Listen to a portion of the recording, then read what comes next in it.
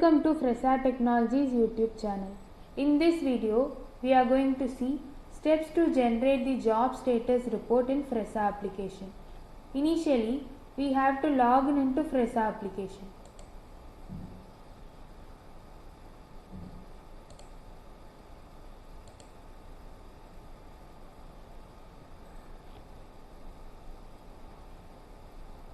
After a successful login, this is how our dashboard looks like. Now go to the Accounts module. From the Accounts module, select the Job Reports Accounts menu. From the Job Reports Accounts menu, select the Job Status Report.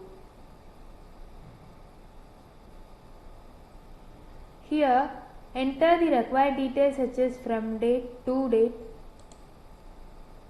branch and click Submit.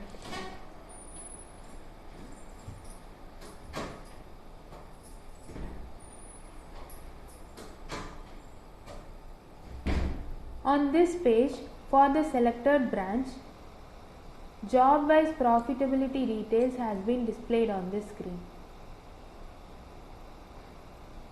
These are the steps to generate the job status report in Fresa application.